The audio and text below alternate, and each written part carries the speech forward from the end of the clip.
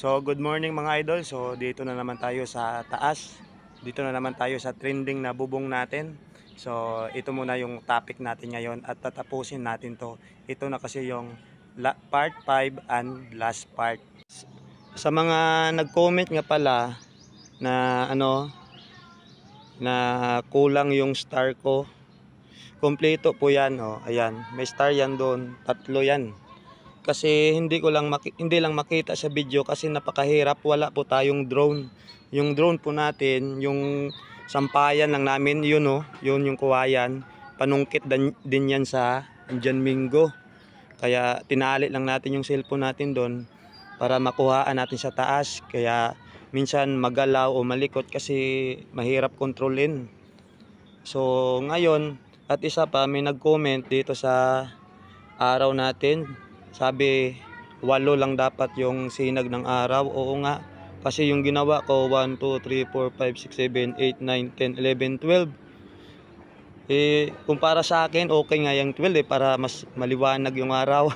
Hindi. So siyempre kayo yung followers, kayo yung nag-share, kayo yung nag-react. Siyempre hindi dahil sa inyo hindi tayo umangat ulit dito sa bubong. So ngayon i-retouch natin yan para maging legit yung Philippine flag natin o Philippine bubong natin. Ano ba yan? Gagawin nating 8 yan. Tsaka kung nakita nyo yon yung ano ba tawag yan? Ano ba yan dapog dito sa amin, yung lutuan sa baba, yung chimney o chimneya yan sa taas. May gagawin pa tayo dyan kasi kung napansin nyo pula dito, blue dun, tsaka may puti doon kasi may gagawin pa tayo dyan. At ngayon tatapusin na natin. Kaya abangan nyo mga idol. At saka nag-comment pala dito sa blue, dapat daw sky blue, royal blue.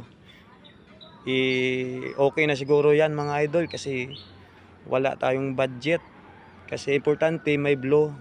Kasi naubos natin dyan 8 liters yung 4 liters pa lang nagka 600 o 700 na. Kaya mahirap. Kaya okay na siguro yan, importante may blue. At sa isa pa pala, hindi naman siguro nag-comment lang na baliktad daw yung kulay ng bubong ko. Kasi naka front cam yung gamit ko sa video. Pero kahit na naka front cam, ganun pa rin kasi yung bubong natin, parehong pababa po yan. Pababa, hindi po yan patayo. Mahirap naman siguro kung nakatayo yung bubong natin, yung mga yero, di makita mo kung sa taas o sa baba, di ba? Kung dito ka side tumingin, di ba? Dito ka sa left side, ayan, parang nasa taas yung bubong. Kung dito naman sa right side, parang nasa taas din yung pula. Kaya nga depende na lang yan kung saan kang side tumingin, pero hindi po talaga baliktad yan kasi yung bubong natin ganyan lang, puro pababa. So, ayan, klaro sa mga nagko-comment, hindi po gira yan. At shout out nga pala sa classmate ko dyan kay Alan Tapalya. Sabi niya, pag mag-gera ang China at Philippines, unang hulugan ng bomba itong bubong ko. Ako, wag naman sana kasi proud Pilipino lang ako. Ayan. Kung bomba nako, sayang yung 10 years ko itong pinaghirapan. Mabuo lang itong bahay ko. Tapos hulugan lang ng bomba, isang idlap mawala. Madadamay pa kami. So, wag na lang. Pera na lang ihulog, di ba? Para malaking tulong pa. So ngayon mga idol, so i-retouch na natin yan. So samahan nyo ako kahit sa panonood lang at huwag kalimutan po yung pag-share. So thank you po. So tara. At pag umpisa pa lang natin ng vlog idol, may nangyaring hindi inaasahan. Kung nakikita nyo, ayan, papunta na ako sa araw ng Philippine flag natin para ayusin. Pagkuha ko ng takip, tsaka paghagis doon, tsakto talagang tinamaan yung paan ng tripod natin. Kaya nahulog yung tripod, pati yung cellphone natin. Grabe, napakataas yan idol. So sobrang kaba ko niyan kasi niisip ko yung cellphone. Kasi iisa lang yan, tsaka Realme lang yung cellphone natin. Mabuti nga lang, inanghilan tayo. Hindi talaga nasira yung cellphone natin at nagamit pa rin natin at natuloy yung vlog natin, idol. So God bless talaga.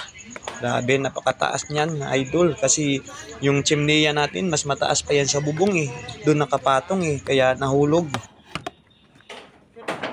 Puro supporter, cellphone. Agot ako. Imo gitar inigo. O wag itya paghiltak ko.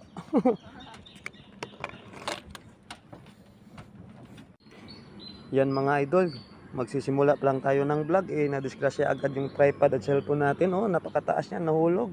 Matibay din talaga yung tripod natin kahit di alambre lang yan. Oh. At saka yung cellphone natin Realme. So thank you Lord, safe yung cellphone natin. Oh. Kala ko okay yung tripod natin mga idol, sira na pala. Oh.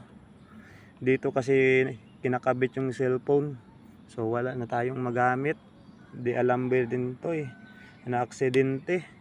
Paghagis ko kasi ng takip ng pintura dito, saktong tinamaan yung pad. So wala naman tayong sisihin yun, kundi sarili natin. So sayang, wala tayong magamit ngayon. So okay lang yan, tuloy pa rin natin yung vlog natin. Kasi may bakal naman dito, dito na lang natin patuyuin yung cellphone natin. So let's go mga idol, tuloy pa rin tayo.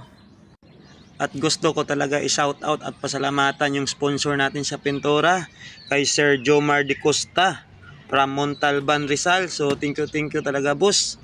Thank you sa pajikas mo, pambili ng pintura para ma-retouch ko to o maayos yung bubong natin. So thank you, God bless you. At siyempre gusto ko rin pasalamatan at i-shout out yung mga solid supporter natin. Siyempre yung family ko, Tangal Family dito sa Makato, Custodio Family. Shout out sa inyo. Thank you talaga. Solid suporta. Lalo na dyan sa sa Move On Karinderya. So shout out sa iyo, Ampod, Tiri, Custodio at sa pamilya mo, sa lahat. Hindi ko man na-mention. Basta thank you sa inyo. Sa Ascanio at Tagumpay Family dyan sa Tangalan, sa Pudyo, Tamalagon, sa Hawili, sa Baybay Tangalan. Shout out sa inyo. Thank you talaga. At dito rin sa Tuing Tiri Family, thank you din sa mga share at reaction ninyo. Sa Taligatos Family dyan sa Tamalagon, kay Jay, thank you sa share. Sa mga classmate ko dyan sa batch 2007-2008 sa Kalimbahan, mga batchmate ko, thank you sa inyo. Sa Herman Family, Hilario Family, thank you. Tapalya Family, Bara Family dyan sa Kalimbahan. Sa Tambong Pamilya sa Castillo, thank you talaga sa inyo mga idol. At sino pa, marami kasi kayong mga supporter ko, hindi ko rin masabi pero alam na ninyo kung sino kayo. Thank you sa Maagma Family dyan sa Tina, Magdaluyo Family, thank you talaga. Laurenti Family, sino pa, yung Villanueva Family, sa mga nag-share talaga, thank you.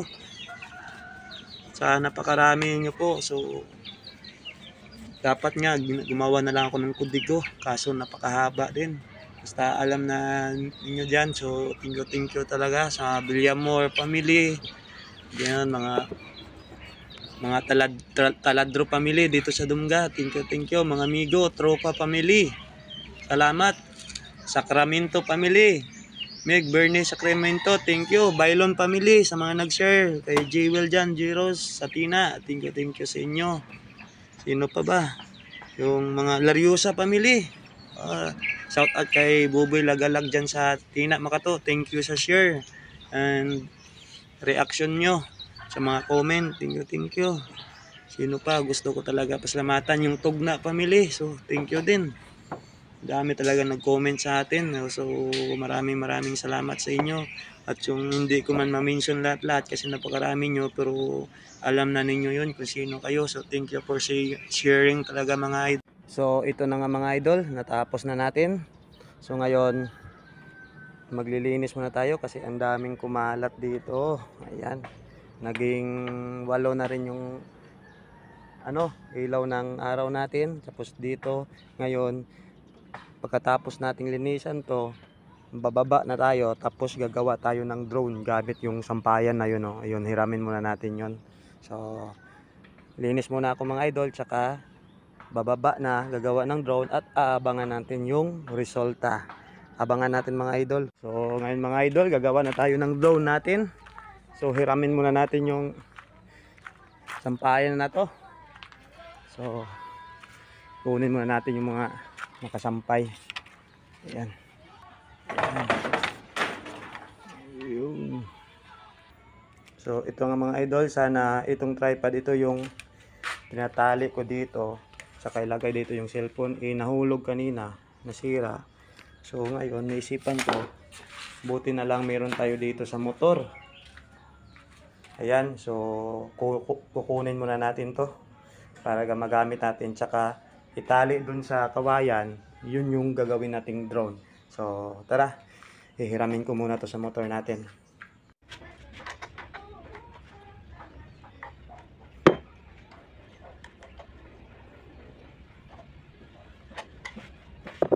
Ito na mga idol, so itali na natin dito sa dulo ng kawayan. Ayun. Ito na lang yung drone natin kasi wala tayong budget pang drone. So tali na lang natin ng alambre dito para matibay, kasi nahulog na yung cellphone natin kanina sa bubong, nakaligtas. Baka dito hindi na makaligtas. Nako, wala tayong magamit, hindi tayo makablog. So buti nga lang matibay din talaga ang Realme. Kahit Realme lang yung cellphone natin, makin mo yun, ilang feet yun, nasa bubong. Yung chimneya ko na pinatungan ng cellphone, mas mataas pa sa bubong ko yun. Grabe talaga yung taba ko kanina. So thank you Lord, gumagana pa rin.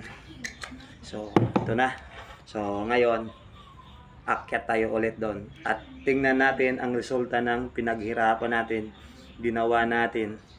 At syempre thank you talaga sa inyo. Kung hindi dahil sa inyo, hindi itong sumikat yung bubong ko. Hindi rin naman masyadong sikat, pero para sa akin sikat na dahil sa mga share ninyo at reaction. So thank you talaga. Thank you talaga sa suporta ninyo mga idol. So ngayon aangat na naman tayo kasi aakyat na naman tayo ng bubong. So tara mga idol.